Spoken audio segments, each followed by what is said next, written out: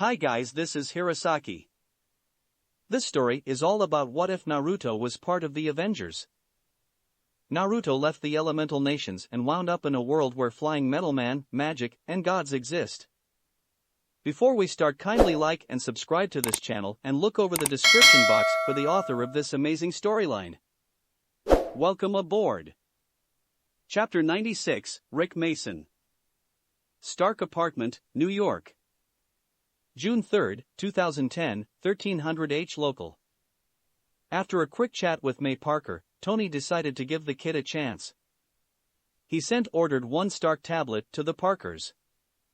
This tablet, which was permanently connected to StarkNet and Jarvis, was programmed to spit out math and science questions from the first grade to postdoctorate.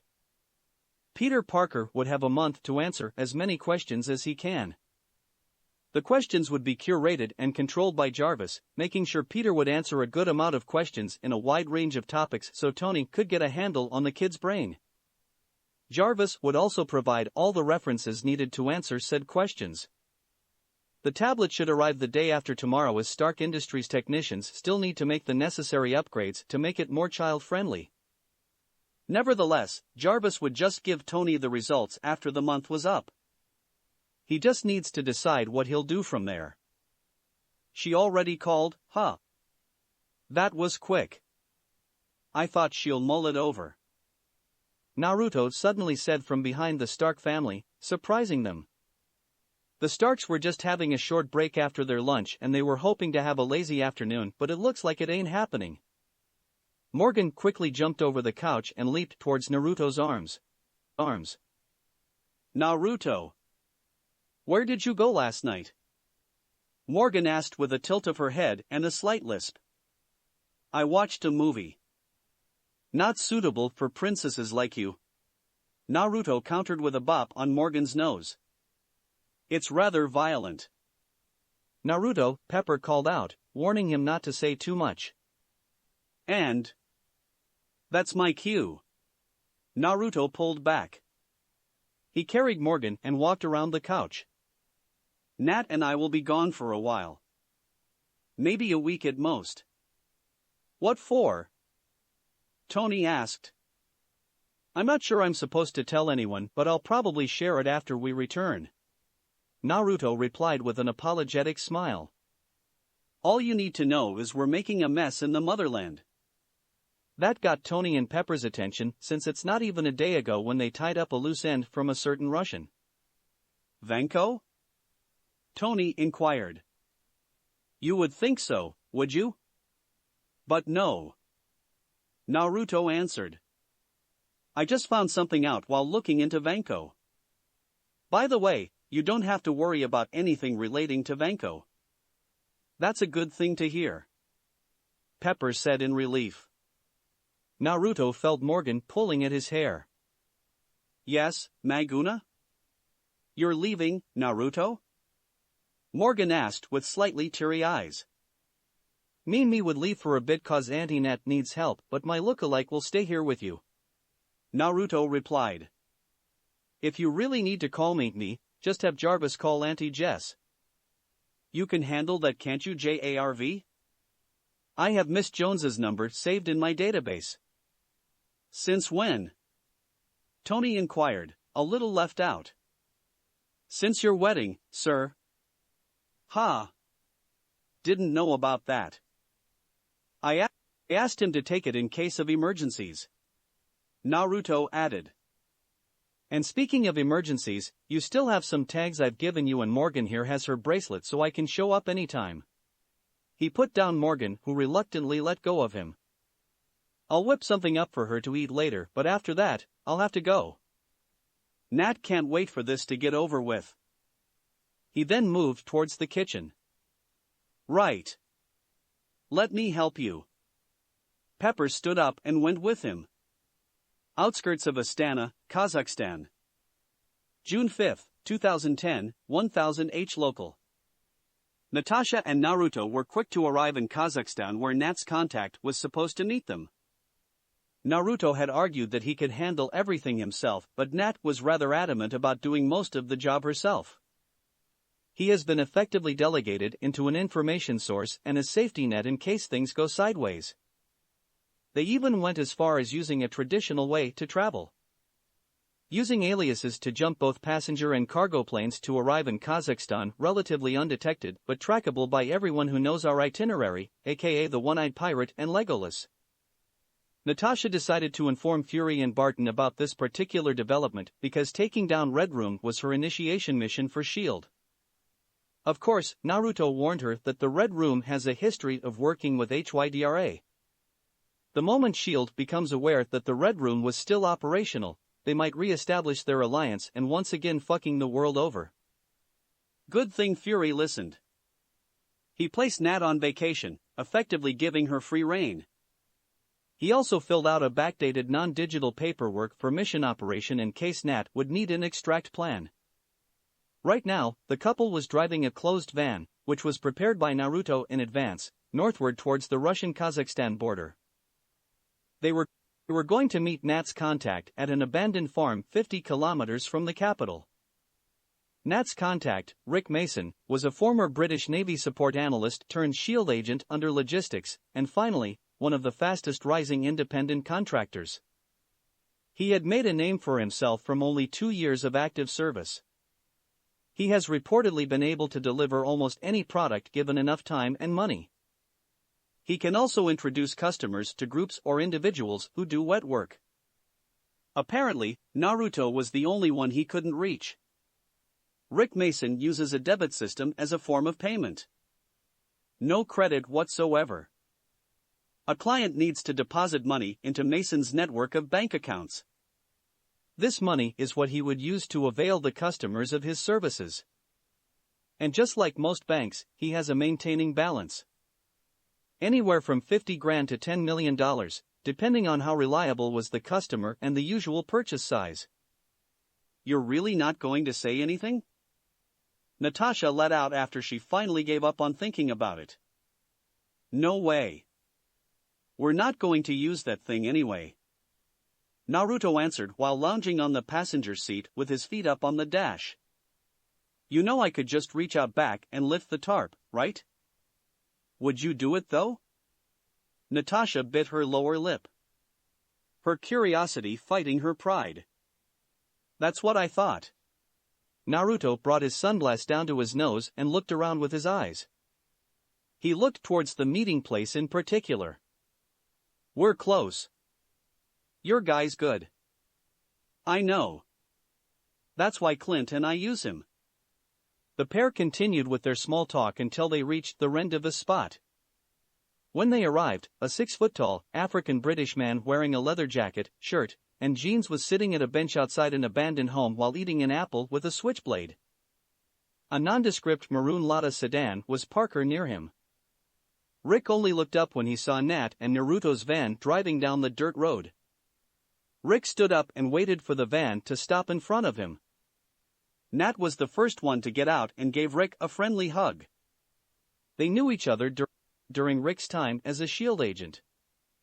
He's one of the few friends of Nat. Naruto stepped out of the van carrying both his and Nat's duffel bag.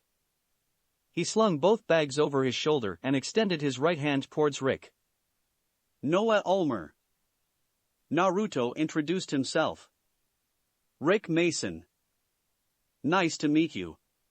Rick shook Naruto's hand before turning towards Nat. Alias? Yeah. Too many if you ask me. Nat answered with a shrug. That alias means he likes you since he gave you an alias with an N and U. That's the first letters of his name. She added, causing Naruto to glare at her. Though you'll probably be more interested with his professional name. What is it? Rick asked out of his curiosity. I'll tell you before we leave. Naruto interjected. Okay.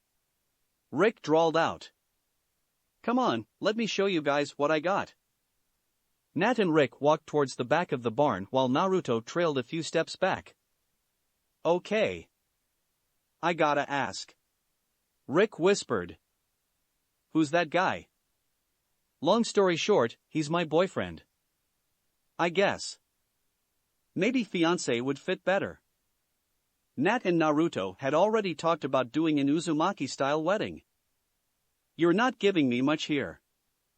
'Cause you can connect the dots the moment you know his work alias. He'll tell me, right? 'Cause my curiosity's piqued. Maybe. Most likely. Nat answered right before turning the corner of the barn. Right in front of them was VTOL turboprop Boeing V-22 Osprey with some noticeable modifications. The Osprey in front of them has a more angular shape similar to the Quinjet. The usual military gray was changed into pitch black. The exposed weaponry like the A-230 chain gun below the plane was usually found under the Apache attack helicopter. What the hell? Nat said. Told you I'm the best. Impressed. Rick gloated. The U.S. military and DARPA made a prototype for a possible replacement for a VTOL attack gunship. Naruto supplied, surprising Rick a bit since that was supposedly classified. Only 3 prototypes were made, and here's one of them. Rick just stared at Naruto for a moment before speaking. You're connected, aren't you? Nah. Naruto replied with a mysterious smile. I just like to snoop around. I'll just bring the van around. He added before dropping both bags and going back. You never brought that much equipment before. Rick commented. I have everything I need in the bag. Nat gestured towards the duffel bags. You know what I say. Pack light, pack fast. So why the van? The Osprey could carry it in its cargo hold, but it'll shorten your range. Naruto drove the van towards the back of the barn where the Osprey was placed. He made sure to place the rear doors of the van right in front of Nat and Rick. He got out, walked toward the back before opening it, revealing 2 pallets covered by a large tarp. He reached for an exposed handle at the bottom of the pallet and pulled at it hard. This caused both pallets to slide from the bed of the van to drop toward the ground. Okay. What's that? Rick asked.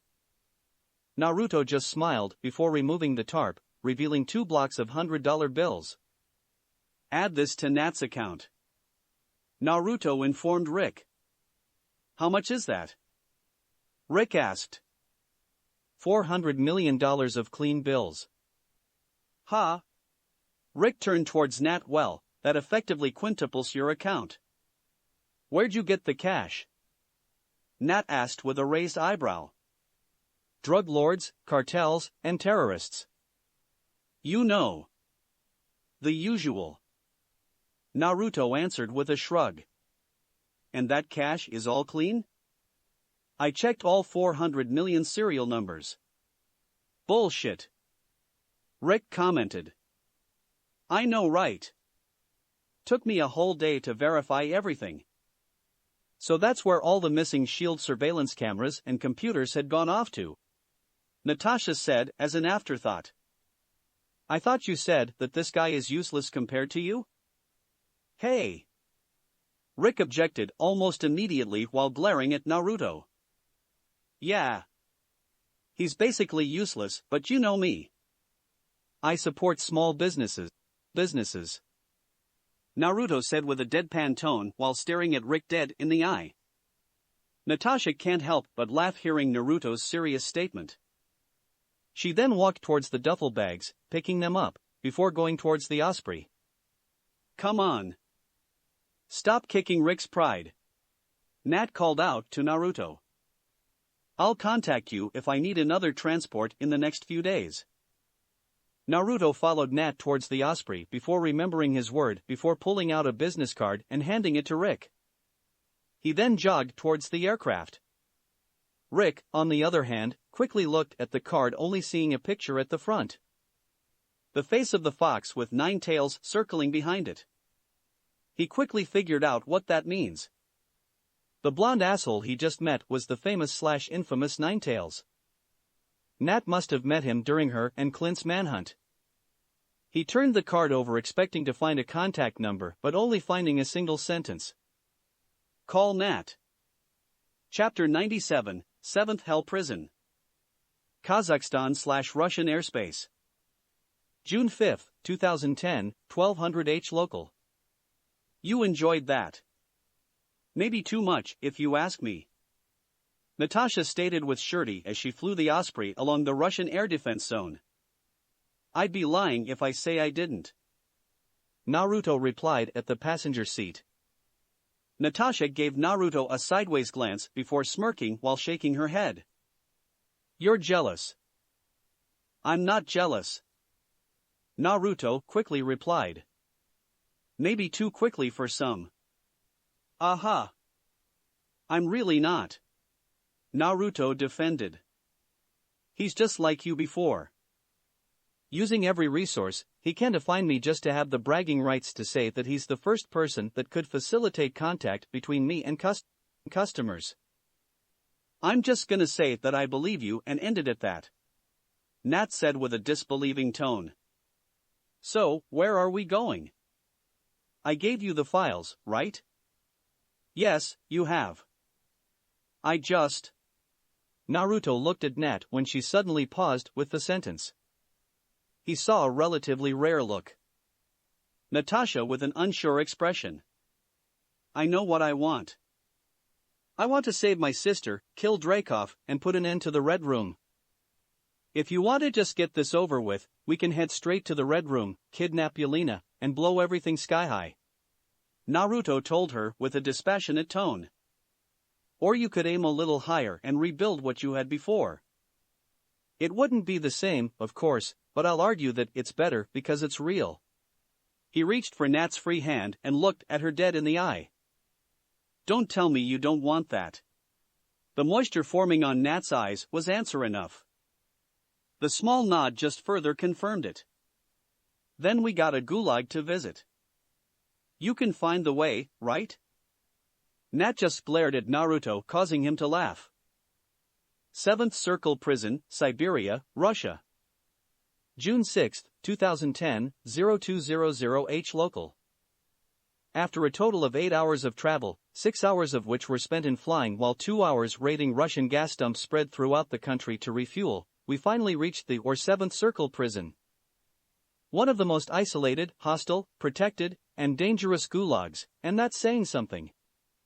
In the event of a mass breakout, the whole prison was designed to be buried under dozens of feet of snow by avalanches from the surrounding mountains. This was where the most dangerous and/or high-profile prisoners were thrown into. A number of enhanced individuals, usually from failed experiments, were also contained in this prison. All of these prisoners combined caused dozens of deaths a year, and considering there were only around 200 prisoners at any one time, it's a staggering amount. Supposing that the 7th Circle of Hell was where the souls of the violent were supposedly punished, the name of the prison seems to be more apt. Natasha landed the Osprey at the other side of the mountain to the north of the prison and hid it in the forest. The pair then started their treacherous flight up the mountain. Even Natasha, with her enhanced physique, could feel the strain of the climb on her body. It's no wonder no one had successfully escaped the prison. Naruto created a camouflage nest on the summit of the northern mountain while Natasha started the surveillance of the prison. Naruto had already given her the layout of the 7th Hell along with dossiers of the staff and prisoners. She just needs to confirm his information before continuing with her battle plan. They really wanted to make this prison as inconspicuous as possible. Natasha commented while lying prone on the ground and looking through her binoculars. They even hid their anti-air defenses as abandoned towers or mining equipment. Well, this is a black site. A specialized gulag black site disguised as a regular gulag black site disguised as a regular gulag disguised as an abandoned mining facility owned by the state. Naruto replied while tracing his fingers across Natasha's back. If Natasha was noticing this, she didn't show it. The number of covers for this place stops most from looking further into it with how many prisons are disguised as state assets. It's like Inception. Natasha disengaged from the binoculars and turned towards Naruto with a weird look. Isn't that the movie that's supposed to come out next month? I was excited, so I sent a clone inside Warner and watched the unedited version. Naruto replied like it was a normal thing to do. Spoiler alert, it's not a dream. And I thought you loved us. You should, at the very least, invited Jess and me. Naruto sounded out, staring gobsmacked at Natasha. Oh, look, it's the warden. Natasha gave Naruto one last annoyed look before looking through her binoculars again. She indeed saw the warden at one of the steel bridges overlooking the prison. He was having a smoke while checking the prison from the safety of the overhead bridges and towers. He's the only guy with access to the bombs that would bury the whole prison. The system even has a deadman switch that would detonate the bombs the moment he flatlines within the range of the prison. Paranoid, I know. What happens if he leaves the prison during his vacation time? The prison has 3 wardens, each serving for 6 months, before vacationing for a year. Well, it's not really a vacation since they have waiting offices as cover. The serving warden can't leave without the other warden present cause that might cause the mountain to blow up. Loyalty? Extremely loyal. They're all students of Soviet old guards and subscribe to their doctrines. They'll be more likely to torture their family before letting the people inside of there to get out. Natasha took another 3 hours to observe the guards and study the data packet before being satisfied. All right, let's go back to the Osprey. I'll tell you the plan on the way. 7th Circle Prison, Siberia, Russia. June 6, 2010, 1600 H local. Alexei Shostakov. The Red Guardian. The Soviets' only official success in creating their super soldier in response to USA's Captain America. Aside from his impressive physical and mental statistics, the Red Guardian's image was designed to stoke a sense of patriotism from the Soviet people. Alexei himself was a 6'3", 45-year-old, with dark blonde hair and blue eyes. He used to have a fit, heavy lifter physique, but years of a sedentary lifestyle caused him to fatten up. His several tattoos and scruffy beard makes him rather intimidating. The betrayal of his beloved country and years in a high-security prison caused him to develop some rather concerning personality faults on top of his existing issues: patriotism bordering on fanaticism, skewed morals, aggressive behavior, paranoia, and mood swings. Although one thing, in particular, was directly caused by the Soviet military themselves with the help of Dreykov and HYDRA. Alexei has a delusion that he fought against Captain America several times during missions. These were not something pulled out from nothing. The Red Guardian has indeed fought with a real super soldier before, just not Captain America. There were multiple instances when Hydra loaned the Winter Soldier to the Soviet military and to General Dreykov himself. Dreykov used the Winter Soldier to train the Black Widows. In exchange, Hydra can give a defined number of missions to the Red Room. The symbiotic relationship between the two caused an exponential growth between the two groups. The Soviets, on the other hand, used the Winter Soldier to test the capability of the Red Guardian against an established super soldier. That's where they determined that the Red Guardian was generally stronger and tougher but has lower agility and stamina. However, it was also determined that the Red Guardian was significantly less effective than the Winter Soldier due to several reasons. That's one of the reasons why Russia was relatively okay with keeping Alexei in prison even if he could be a significant asset. Alexei was in his room, laying down and contemplating about his past accomplishments, when a guard tapped his specialized steel door to get his attention. Everyone would be speaking Russian until specified otherwise. You got a visitor. Stand up and get out of there. The guard shouted with a sneer. The wardens decided that there was no point in cuffing or restricting the movement of enhanced individuals outside of their cell as they have no realistic way of stopping them except for outright killing them. Nevertheless, the guards constantly look down at the prisoners as they consider them traitors to the motherland, no matter their circumstances.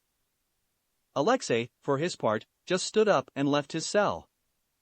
He followed the guard towards the management building. They passed through multiple gates and checkpoints. Surprisingly, he wasn't taken to the rarely used visitation room but towards the warden's office. 2 guards were guarding the door, though Alexei believed that the office could be considered a bunker. One of the guards knocked twice before opening the door. Alexei could see the warden happily talking while drinking vodka and smoking cigars with a heavy-set man dressed in a thick camo outfit. Beside him was a large bag with what looked like to be some survival gear and an SV-98 sniper rifle specially modified for hunting. The heavy-set man turned around, revealing his face. Alexei immediately recognized the man. Abrasha Tarkovsky, the bloody general. The primary intelligence officer for the Red Army. He has been called the Red General for his fondness of flaying people alive for information. He was also famous for missing from time to time, hunting game from around the world mostly in secret. It looks like he decided to, once again, tackle the wilderness of Siberia. There's no other reason for the man to be here. The Red Guardian. Abrasha boisterously declared. It's a pleasure to officially meet you, he said as he stood from his chair and kissed both of Alexei's cheeks. Though washing yourself more often would be appreciated. He then turned around and looked towards the warden. Shasha, can you give us some privacy? Absolute, complete privacy. The warden just saluted like a perfect soldier before pressing a button from under his desk, probably to turn off all remote surveillance, and started walking out of the room. Shasha. I would like to talk more later after I finish this small chat. The warden just nodded before closing the door. Alexei. Have a seat. Please. He said like he owned the room. I would like to talk about someone who you know very well. Who? Alexei would have rather stayed silent, but his patriotism and the fact that General Abrasha was mostly unconnected to his unjustified incarceration. Dreykov. That certainly got Alexei's attention since he wants to have his revenge. What do you want to know? Abrasha took his time before answering. He took a sip of his drink and a puff of cigar. Is he still alive? Yes. Alexei answered without hesitation. Do you know where he is? No, though I know someone who does. Who? Molina Vostokov. The widow? She's still alive, too? Abrasha asked more to himself. Where? At a farm outside St. Petersburg.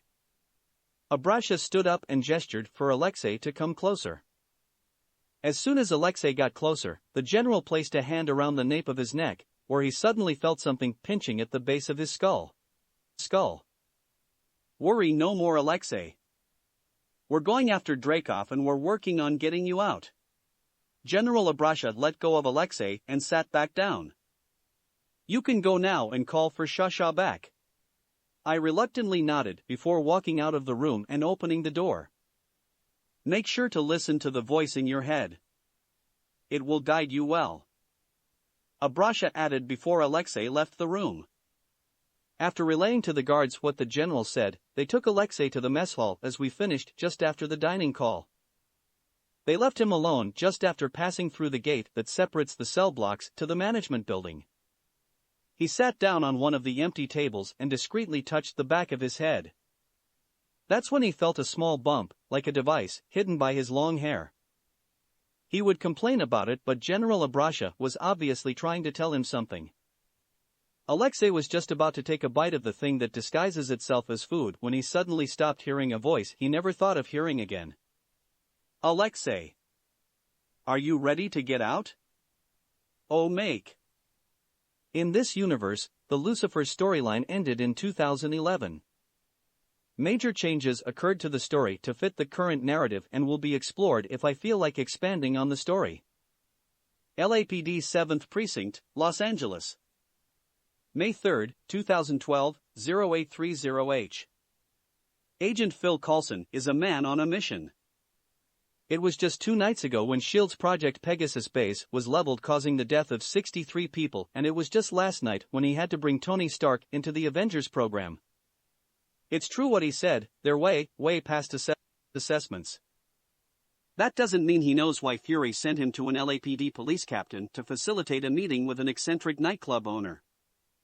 The man in question can indeed be considered an enhanced. According to the file, Lucifer Morningstar has limited physical invulnerability, super speed and strength, and most notably, a limited psychic ability that can pull out people's desires or cause them to go insane, making him a very effective interrogator. However, his insistence that he is the biblical devil puts his mental status into question, making him a liability to the team, especially in a team made up of atheists, Catholic, and Nordic God. Nevertheless, now is not the time to question Fury. He got out of the standard issue SHIELD SUV and walked towards the front desk while pulling out his SHIELD badge and ID. His suit and badge screamed he was a Fed. "Good morning. Can you point me to Captain Decker's office?" Phil asked in a friendly tone while showing his badge. "Take the elevator to the 5th floor. Head straight down the corridor and loom for the captain's office. You can't miss it. It's the only one with an open door. Unless her husband is there, then it would be closed." The desk sergeant replied. The implication of the last part was clear to Phil, but the lieutenant doesn't seem bothered by it. "Thank you." It didn't take long for Phil to find Captain Decker's office placed at the northeast corner of the building. Even from afar, he could see the whole of Captain Decker's office, floor-to-ceiling glass windows and walls. Rolling blinders could be seen on the top part of the glass wall in case privacy was needed. He could also see Captain Decker reading through some files. Her dirty blonde hair is put together into a tight ponytail. She's also wearing a beige dress suit on top of a blue blouse. He could practically see her no-nonsense attitude. Phil knocked on the door to get her attention. Captain Decker looked up and did a quick observation. "Yes?" she asked. Phil slowly retrieved his badge from his left jacket pocket and showed it. "I'm Agent Phil Coulson of S.H.I.E.L.D. I'm hoping I could have a moment of your time." "S.H.I.E.L.D.? Never heard of it." "That's the way we like it." Phil gestured to one of the open seats. "May I?" "Of course," Decker warily replied. Phil promptly sat down on the seat and did another quick scan of the room. He could see the expensive and high-quality items in the room. Way above an LAPD captain's pay grade. What I'm about to say is highly confidential, beyond top secret. As an employee of the United States of America, I'm obligated to tell you that the President has ordered to prevent this information from spreading beyond essential personnel and consultants," Phil said in a serious tone. "You won't mind if I ask my superior for identification, right? I'm sorry if I don't just believe an unknown organization or agency." "There's no need. I have this." Phil pulled out a folded piece of paper and slid it across the table. "From the Office of Deputy in Chief for Special Affairs. We coordinate with his office whenever we need the LAPD." It took 2 minutes for Decker to read the authenticated letter from the Office of Deputy in Chief of Special Affairs, meticulously checking the seals and the signature. By the end of it, she looks to be satisfied with it, although her wariness never left. "So, what can the LAPD do for you?" "We don't need the LAPD. Right now, we need something from you." The only reaction he got was a raised eyebrow. "We need to speak with your husband." There are many reactions he expected from Captain Decker. It could be fear or panic from getting found out that his husband is under possible observation by some admittedly sketchy government agency, but exasperation and a small hint of fondness were definitely at the bottom of that said list. She didn't even look a little worried. What did he do now? He didn't do anything as far as we know. We just know that he's an enhanced individual and we need his help to deal with a situation that threatens the world's security? Magic? Demons? Or another one of the apocalypses? Apocalypse? What the hell? No. Aliens. Ha. That's new. Details? Never mind. He'll just tell me anyway. Decker picked up her cell phone and called a number, but nobody answered, so she called another phone. Hey, Maze. Where's Lucifer? Why? Aha. So, you've got the kids? All right. Can you wait for Lucifer to pop right back? Somebody wants to talk to him and I think it's important. Sure. See you soon. She ended the call and picked up her landline. Hey, Georgia. Can you push my meetings until after lunch but be prepared to push it all for tomorrow? I just need to do something. Sure. You're a lifesaver. LUX, Los Angeles. May 3, 2012, 0920H. It took half an hour for them to arrive at LUX's expansive underground garage. Captain Chloe Decker is one careful woman. She informed the desk sergeant that she was leaving for a while as well as her destination. She didn't allow Phil to ride in her admittedly beautiful black and silver Dodge Charger R/T and just requested for him to follow her. They rode the elevator in silence towards the penthouse, but it stopped halfway. It opened to a beautiful woman in a white sundress pushing a twin stroller with, well, twins in them. A baby girl with black hair and a baby boy with dirty blonde hair. Chloe. What are you doing here? The woman exclaimed before pushing the stroller inside the elevator and hugging Decker. This is Agent Coulson. He wants to talk to Lucifer. Decker hugged the woman back before kneeling in front of the babies and played with them a bit. How are you, my little angels? Oh, what's it about? The woman asked in a slightly airy tone. Can't tell you. You just have to ask Lucifer. Decker replied while still playing with her babies. There's nothing in Morningstar's file about kids. Fury had to know about this. We have no idea if his kids acquired any of his enhancements. We need his help against aliens. Phil interjected in a deadpan manner. There's no point in hiding it if Morningstar would just talk about it. Oh, that's new. The woman replied in the same tone as Captain Decker.